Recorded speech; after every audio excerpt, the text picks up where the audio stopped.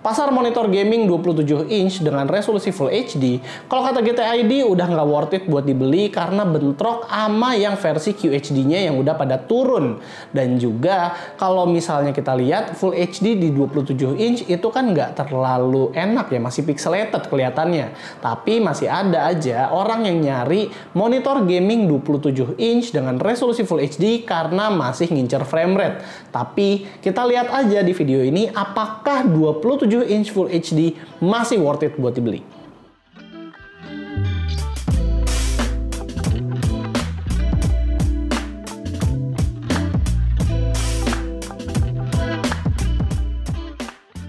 Pasar monitor Full HD 27 inch sebenarnya dikuasai nama Samsung LS27AG320 dan Korui 27E1. Tapi sayang, makin kesini harga kedua monitor tersebut makin naik aja, dan khusus untuk Korui stoknya makin sedikit di marketplace. ASRock PG27FF1A datang dengan harga yang lebih bersaing dan stok yang juga lebih banyak. Walaupun secara fitur, build quality, desain, dan faktor ergonomik, Korui dan Samsung gua rasa masih lebih baik. Belum lagi di harga segini mulai bermunculan monitor 27 inch QHD 165Hz yang siap buat ngebom pasar. Oke, sebelum kita berangkat lebih jauh, kita unboxing dulu aja kali ya. Pengalaman unboxing monitor ini agak lucu. Pas gua pegang body monitornya, ini kayak nggak nutup sempurna gitu cover plastiknya. Mesti ditekan dulu biar ceklek, padahal ini adalah barang fresh, bukan unit sampel review dari orang. Di paket pembeliannya terdapat satu kabel HDMI dan satu kabel DisplayPort, dan kita juga dapat kabel power tanpa ada adapternya. Kualitas kabel DisplayPort-nya ini ya agak menyedihkan. Mereknya ini Hotron, merek generik kabel meteran yang biasa kita temuin di toko-toko listrik. Dan nggak cuma kabelnya, kaki monitornya ini di bagian bawahnya juga nggak premium. Kayak pakai seng buat atap rumah atau kayak aluminium yang nggak di-brush gitu. Dan karet penyangganya juga tipis dan kecil, kurang bisa menjaga alas meja supaya nggak kebaret. Oke lah, untuk masalah desain gue sih senang-senang aja ya, terlepas dari build quality-nya yang plastik banget. Tapi sebagai penggemar PC, desain monitor ASRock ini tuh udah gaming banget. Udah cukup lah buat memenuhi hasrat pergamingan kita di budget yang gak terlalu mahal. Cuma sayang dari sisi ergonomis, monitor ini cuma bisa di tilt dan swivel aja, nggak bisa di pivot dan tidak ada height adjustment. Konektivitas di belakang ada 2 HDMI 2.0 port, 1 DisplayPort 1.4, dan 1 audio combo jack yang kalau kata si Kutang, untungnya sudah menghadap ke bawah. Monitor ini juga udah kompatibel dengan bracket karena di belakangnya ada VESA mounting 100x100. Oke, secara spek, layarnya ini punya resolusi di Full HD dengan refresh rate 165Hz, panelnya IPS. Kalau kita lihat di internet, panelnya ini bikinan ASRock sendiri, brightness-nya tipikal di 250 nits. Lalu monitor ini juga udah support FreeSync Premium, dan kelebihan FreeSync Premium ini dia punya yang namanya LFC atau Low Frame Rate Compensation. Dan terakhirnya response time-nya ini diklaim itu 1 millisecond MPRT. Klaim 1 millisecond MPRT ini hanya ngefek ketika kita nyalain mode MPRT-nya aja di menu OSD, atau ketika kita mengaktifkan mode backlight strobing. Untuk color gamutnya kita juga nguji pakai Spider 5 Pro, gamut sRGB-nya itu bisa mencapai 100% dan DCI-P3 mencapai 90%. Secara jangkauan warna ini udah lumayan, tapi sayang kita nggak punya alat untuk mengukur akurasi warnanya. Untuk maksimum brightness-nya sendiri di pengujian kami bisa mencapai 269 nits, dan monitor ini juga punya sertifikasi HDR10, tapi HDR10-nya itu sertifikasi HDR yang paling basic ya. Jadi dengan maksimum brightness yang cuma 269 nits, tentu kita jangan berharap banyak terlalu tinggi seperti adanya full array local dimming. Oke, kita masuk ke penilaian kualitas layarnya. Di UFO test, monitor ini akan mulai menunjukkan motion artifact ketika FPS-nya itu berada di bawah 83 FPS. Jadi pastikan kalian punya spek yang mumpuni di atas 100 FPS supaya gameplaynya itu lebih smooth.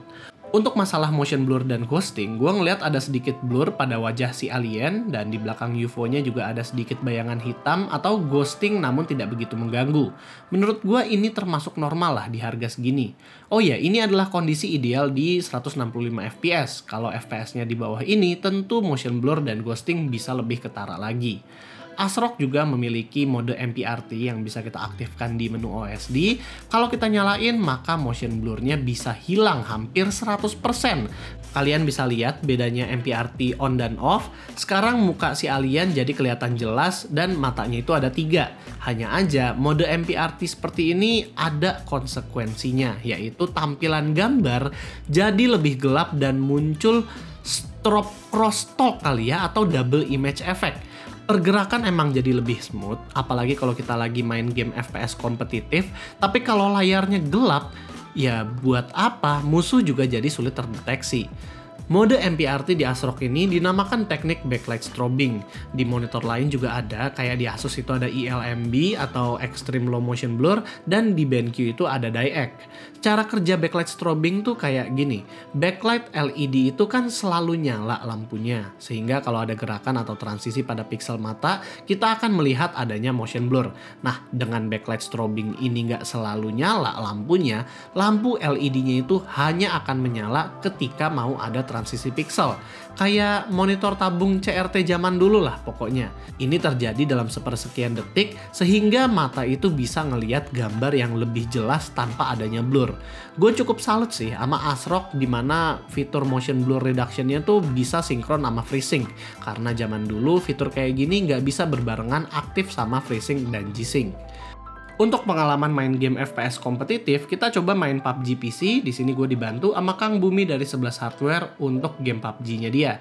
Oke, buat main PUBG ini kita lancar-lancar aja, nggak ada kendala yang berarti. Cuma resolusi Full HD di 27 inch itu ternyata lumayan kerasa pixelated-nya.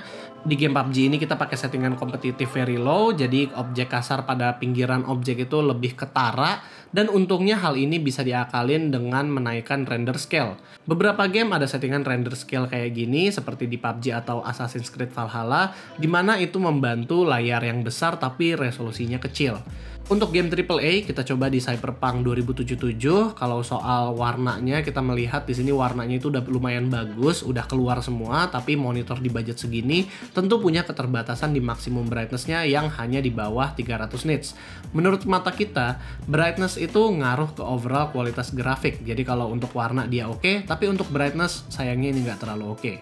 Terakhir kita mau bahas OSD-nya. Jadi untuk mengatur menu OSD ini kita nggak dikasih joystick, agak ribet dan butuh penyesuaian tentunya. Tampilan OSD-nya ini udah di-customize, bukan bawaan pabrik. Udah ada branding ASRock-nya, walaupun menurut gua desainnya masih nggak terlalu bagus. Dan secara fungsi OSD-nya ini masih kayak punya monitor low budget kayak SPC punya juga. Contoh pas ngatur mode tampilan kayak internet, teks, dan gaming, ini cuma ngubah-ngubah brightness aja. Tampilan OSD-nya ini juga nggak ada preset sRGB atau DCI P3-nya kayak punya Samsung G3 atau Core i27E1. Jadi kalau mau disimpulkan untuk kelebihannya ya monitor ini oke lah, punya tampilan gaming, bisa nyambung sama Mobo atau VGA kita yang mungkin sama-sama pakai seri ASRock Phantom Gaming, dan juga color space-nya ini cukup luas. Monitor ini juga udah support FreeSync Premium, dan untuk fitur motion blur reduction-nya gue cukup suka karena bisa sinkron dengan FreeSync-nya. Untuk kekurangannya menurut gue monitor ini ya nggak ada joysticknya, preset warna di menu OSD juga sangat basic, nggak ada preset sRGB, build quality terlalu generic, dan tidak bisa height adjustment kayak di Samsung G3. Kalau kita hanya melihat saingannya yang sama-sama 27 inch Full HD, sebenarnya ASRock PG27 FF1A ini adalah salah satu alternatif yang bagus, mengingat Core i dan Samsung itu stoknya udah pada mulai kosong, walaupun ya kedua monitor tersebut OSD dan ergonomiknya lebih bagus, tapi ya harganya malah jadi naik. Tapi kalau kita ngelihat pasar keseluruhan, sebenarnya monitor ini udah dibantai sama Acer ED270U yang walaupun 100.000 lebih mahal, tapi resolusinya udah QHD, bahkan ada yang free bracket. Ya, refresh rate-nya juga nambah 5 Hz lagi kan. Tapi balik lagi ke selera kalian, kalau memang kalian ingin native resolution yang Full HD aja dan juga ingin panelnya IPS, sebenarnya ya ini alternatif yang bagus. Tapi kalau kata gue mendingan ASRock turunin lagi deh harganya, karena nanti bentar lagi pasti bakal banyak QHD IPS yang harganya juga di ranah 3 jutaan sampai ke 2,5 ke atas lah, 2,5 sampai 3 jutaan. Jadi lebih baik untuk turunkan lagi lah harganya. Jadi itu aja sih sebenarnya pendapat kita tentang monitor ini. Kalau kalian suka dengan videonya, jangan lupa untuk kasih kita like, share, dan subscribe. Dan di sini gue Rizky. Always stay safe and stay healthy.